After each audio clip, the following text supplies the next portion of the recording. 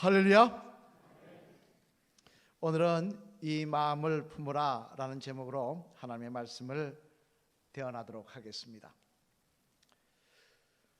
제가 과거 학교에 다닐 때 역사를 공부하면서 제 개인적으로 안타깝다라고 생각했던 사실이 하나 있는데요. 그게 뭐냐면 과거 삼국시대 때 고구려가 아닌 신라가 삼국을 통일한 사건이었습니다. 왜냐하면 그 당시 고구려의 땅은 어디까지 있었습니까? 만주까지 있었지 않습니까? 그죠? 그 넓은 땅을 고구려가 다 다스리고 있었는데, 그런 고구려가 삼국을 통일했으면 지금 중국 땅인 만주 땅이 우리나라 땅이 되지 않았을까? 그런 생각을 하며 아쉬워한 적이 있습니다만, 그러면 왜 그 당시 중국의 당나라조차도 감히 두려워서 함부로 하지 못했던 이 고구려가 삼국을 통일하기는커녕 신라와 당나라 연합군에게 한 번 대항해 보지도 못하고 무너졌을까요? 왜 이들이 패권을 잡고 나라를 전부 통일을 해서 우리나라를 저 만주까지 넓히지는 못할지언정 힘도 없이 나장연합군에게 무너져서 이렇게 망하고 말았던 것일까요? 그 내용은 여러분들이 잘 아시는 대로 바로 네 분 때문이었습니다. 고구려의 위대한 장수였던 연개소문, 한번 그림 볼까요? 이렇게 생겼다고 합니다. 연개소문이.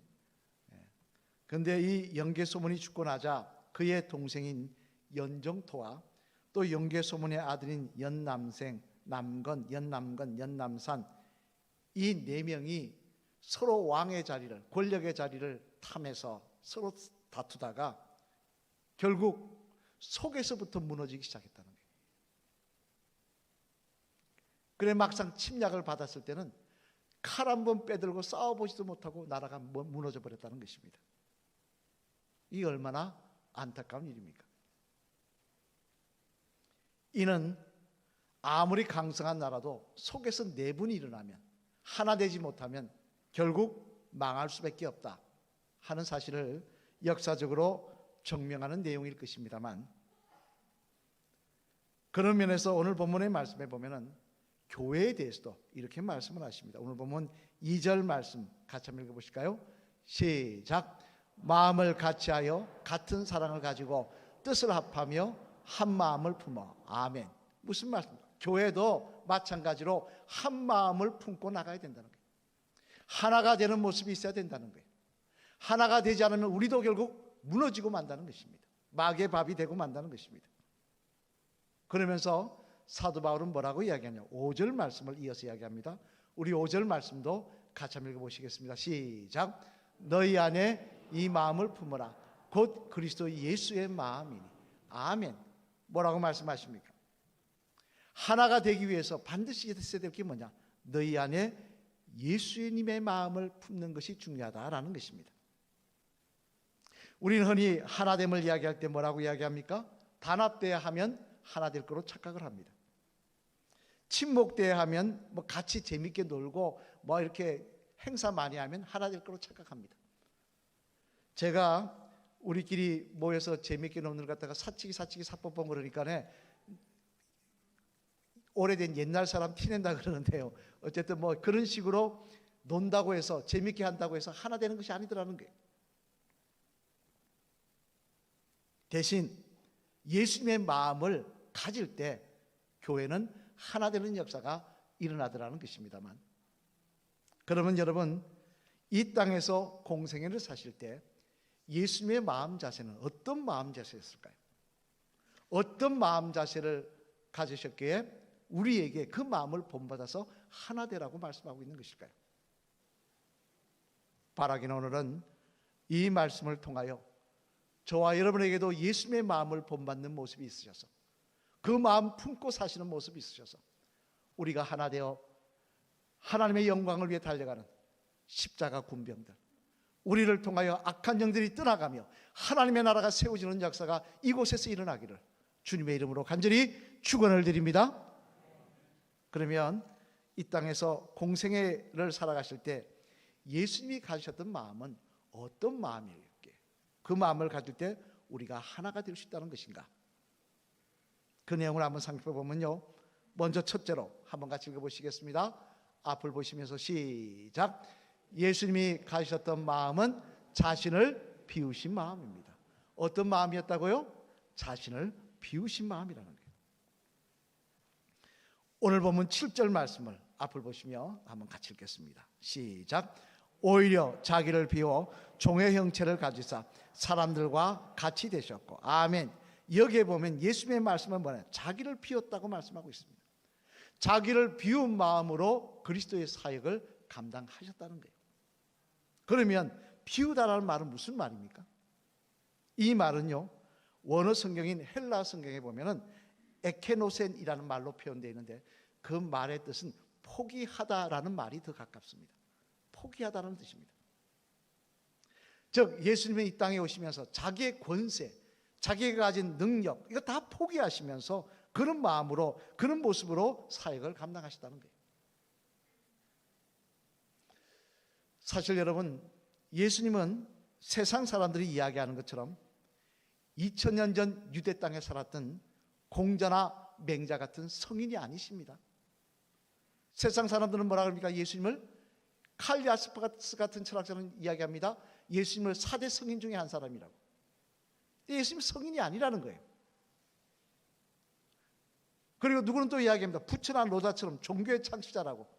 아니라는 것입니다. 예수님은 종교의 창시자도 아닙니다. 그럼 예수님이 어떤 분이냐? 마태복음 16장 16절 말씀해 보면요, 수제자였던 베드로가 주님이 누구신지에 대해서 분명히 말씀하고 있는데, 우리 한번 마태복음 16장 16절 말씀 앞을 보시며 같이 읽어보시겠습니다. 시작. 시몬 베드로가 대답하여 이르되 주는 그리스도시요 살아계신 하나님의 아들이시니이다. 아멘. 여기 보면 베드로가 예수님을 누구라고 고백하고 있습니까? 살아계신 하나님의 아들이시라는 거예요. 시시한 성인 정도가 아니라는 거예요.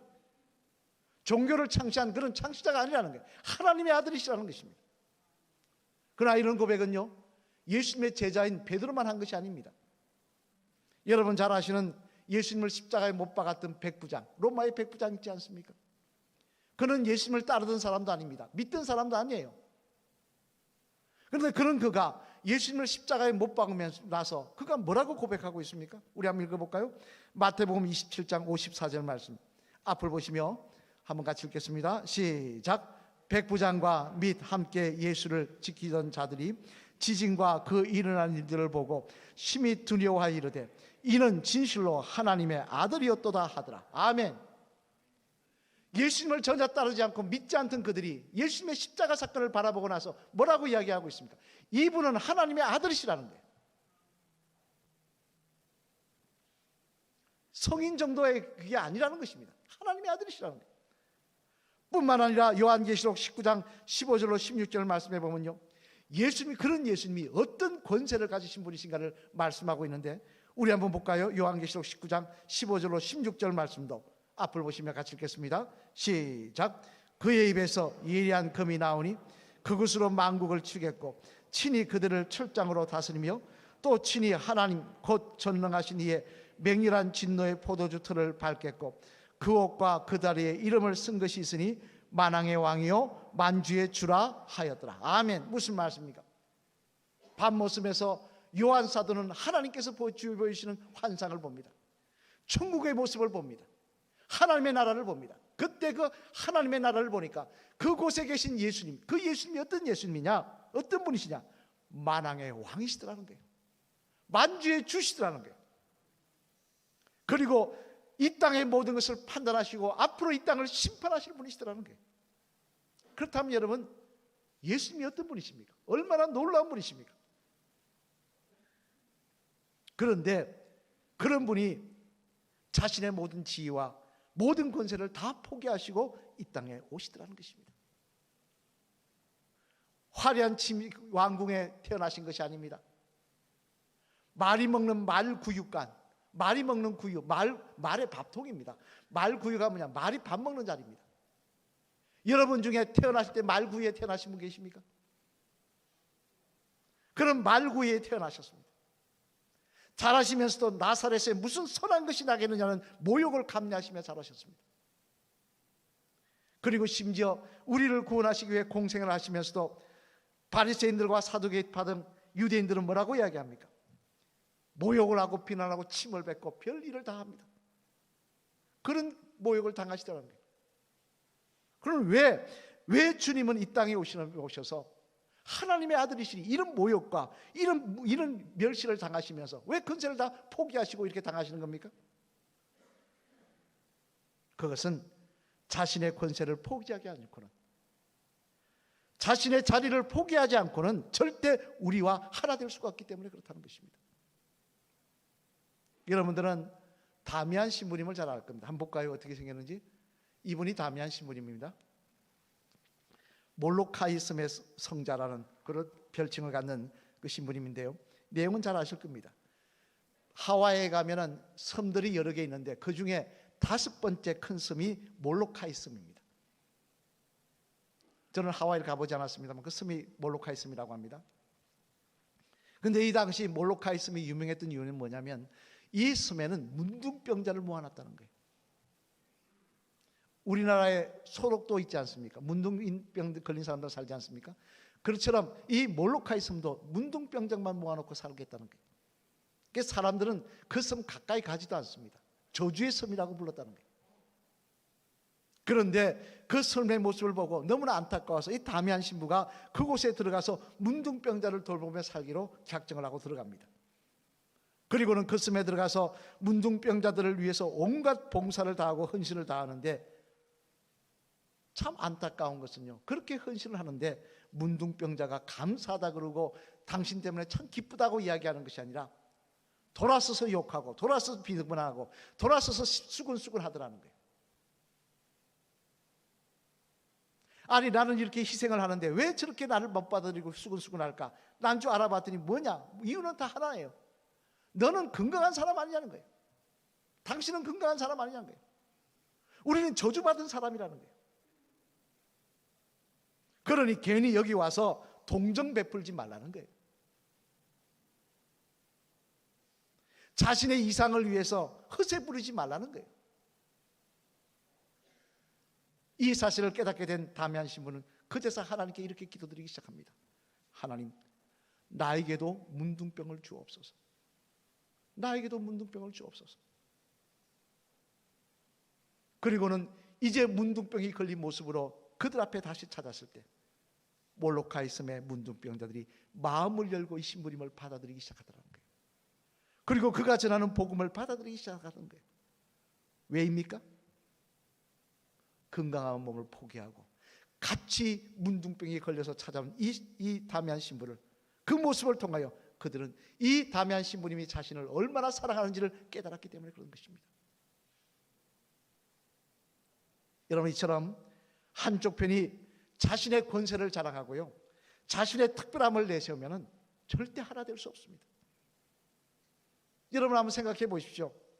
우리 교인끼리 모였는데 맨날 모였을 때 나 옛날에 뭐 하던 사람이야, 나 옛날에 잘 나가던 사람이야, 나 이런 사람이야, 나 우리 집안에 재산 많아, 우리 자식들 이렇게 잘 돼서 맨날 자랑하면 여러분 하나 되겠습니까? 교회 나와서 모이는 것이 속해 모여서 은혜 받는 게 아니라 상처받고 돌아가지 않겠습니까? 시험에 들었다고 얘기하지 않겠습니까?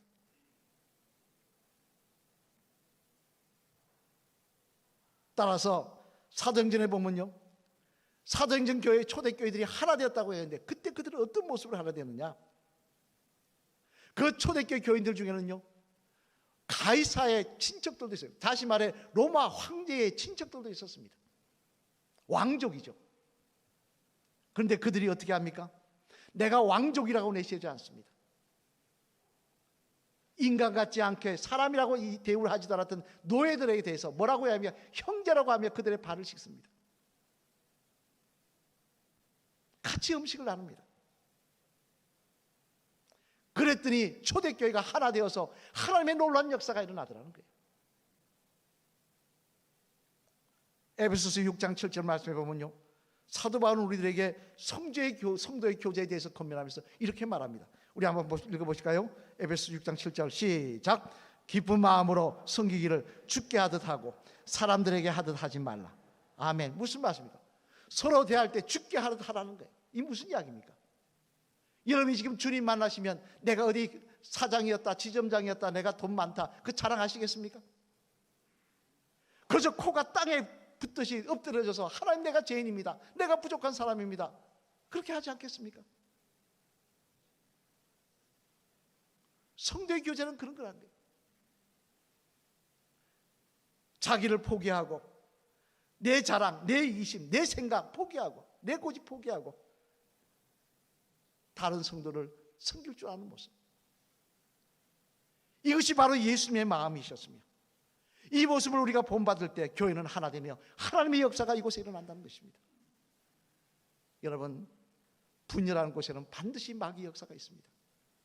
분열하는 곳에는 반드시 마귀가 역사하기 시작해서 시끄럽게 하고, 그것은 하나님의 전이 아니라 아무리 교회라고 하더라도 그것은 마귀의 터전이 되고 마는 것입니다.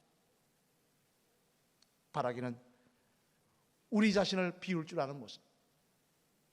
우린 다 하나님 앞에 보잘것없는 죄인들이지 않습니까?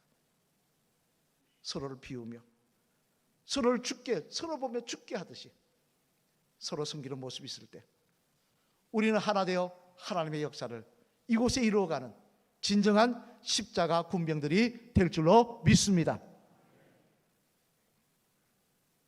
비우시는 모습. 교회에 올 때는 세상에 어떤 옷을 입었든 무엇을 입든 교회에 올 때는 다 벗어버리시고 우리가 비운 모습으로 주님 앞에 나와 죽게 하듯 하며 섬기시는 저와 여러분 되시기를 주님의 이름으로 간절히 축원을 드립니다. 두 번째로, 예수님이 가셨던 마음은 또 무엇이었기에 이 마음을 가질 때 하나 될 수 있다고 하느냐? 같이 읽어보실까요? 시작. 예수님이 가셨던 마음은 복종하는 마음입니다. 무슨 마음이라고요? 복종하는 마음이었다는 거예요. 오늘 보면 8절 말씀 앞을 보시며 한번 같이 읽어보시겠습니다. 시작. 사람의 모양으로 나타나사 자기를 낮추시고 죽기까지 복종하셨으니 곧 십자가에 죽으십니다. 아멘. 무슨 말씀입니까? 비우시는 모습과 함께 또 하나 예수님의 마음 자세는 뭐냐? 복종하는 마음 자세였다는 건데, 여러분, 이 복종이라는 말을 우리가 주목해 볼 필요가 있습니다. 이 복종이라는 말은요, 순종이라는 말과 다른 말입니다. 우리는 복종, 순종 비슷하게 씁니다. 그런데 원어 성경에 보면 이 복종이라는 말과 순종은 전혀 다른 말입니다. 휘페코스라는 말로 쓰는데요, 이 말의 뜻은 어떤 뜻이냐? 이렇게 생각하시면 됩니다. 순종은 즐거운 마음으로, 기쁜 마음으로 하는 것입니다. 뭐 합시다 그러면 참 좋네요, 그 좋은 취지로 하시네요, 저도 그 말에 순종하겠습니다, 저도 그 말에 함께 하겠습니다. 이게 순종이라는 거예요. 복종은 뭐냐? 납득이 가지 않지만, 나는 동의할 수 없지만 그래도 따라 하겠습니다, 그렇게 하겠습니다. 이게 복종이라는 거예요. 대표적인 모습이 바로 예수님께서 십자가에 달려 돌아가시기 전에 하셨던 기도의 모습입니다. 우리 한번 볼까요? 마태복음 26장 39절 말씀. 예수님 십자가 지시기를 뭐라고 기대시는지 같이 읽겠습니다. 시작. 조금 나아가사 얼굴을 땅에 대시고 엎드려 기도하여 이르시되, 내 아버지여, 만일 할만하시거든 이 잔을 내게서 지나가게 하옵소서. 그러나 나의 원대로 마시옵고 아버지의 원대로 하옵소서 하시고. 아멘. 여기 보면 예수님 십자가 지시기 직전까지 뭐라고 기도하셨다고 되어 있습니까? 하나님 아버지여, 나에게 십자가 지게 하시니 감사합니다, 내가 기쁨으로 지겠습니다, 그랬습니까? 아니더라는 거예요. 십자가 지시기 전까지 예수님 이야기입니다. 할 수만 있다면 이거 안 하게 해달라는 거예요. 그게 예수님 마음이었다는 거예요. 하지만 그 다음에 뭐라고 말씀하십니까? 나의 원대로 마옵시고 아버지의 뜻대로 하옵소서. 아버지 원대로 하옵소서. 그럼에도 불구하고 하나님의 말씀이니 내가 복종하겠다는 것입니다. 십자가 지시겠다는 거예요. 여러분, 복종은 바로 이런 것입니다. 내 기분, 내 감정에 앞장서는 게 아닙니다. 내 생각에 앞장서는 게 아니에요. 하나님의 말씀하시니 그대로 하겠습니다. 이게 복종이라는 거예요. 이게 우리한테 하나가 있을 때, 이 모습이 있을 때 하나 될 수 있다는 것입니다만, 왜 이 모습이 있어야 하나 될 수 있는 것입니까? 그것은 이런 하나님의 말씀에 복종하는 모습이 있어야 서로 주장하다가 서로 내 생각, 내 주장 앞세우다가 다투거나 나누거나 분열되는 모습 보이지 않기 때문에 그렇다는 것입니다. 여러분, 사람마다 주장이, 고집이 얼마나 강한지 아십니까? 흔히 이야기합니다. 여러분, 고집 제일 센 성씨가 누굴까요? 채식? 또 같이 사시는 분이 누구시죠? 강씨. 강씨가 최강이라 그러죠. 강씨가. 강씨 고집, 또 채씨 고집, 또 황씨 고집 유명하죠. 또 정씨 고집도 한 가닥 합니다. 당나귀 정씨라고. 그런데 제가 볼 때는요, 김씨도 고집 세요. 예? 이씨도 고집 세요. 박씨도 고집 셉니다. 이 세상에 사는 사람치고 고집 안 센 사람 없더라고요. 자기 주장 안 가는 사람 없더라고요.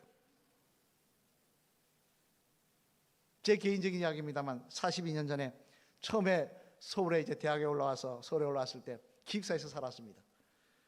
저는 기숙사에 사는데 이제 기숙사생 중에 여러 가지 촌놈들 많이 있지 않습니까? 저는 부산 촌놈이고 또 충청도 촌놈 한 명, 또 강원도 촌놈 한 명, 세 명을 데리고 하루는 서울 친구, 서울에 사는 친구가 서울 구경시켜주겠다고 우리 데리고 나가서 남산도 구경시켜주고요, 명동도 구경시켜주고, 종로도 구경시켜주고, 그 다음에 이렇게 여기 한번 보시죠. 어딘가? 사진 한번 보이시죠? 이게 어디입니까? 롯데호텔, 그죠? 여기도 들어가 보진 못해서 밖에서만 봤어요. 아, 여기 롯데호텔이다.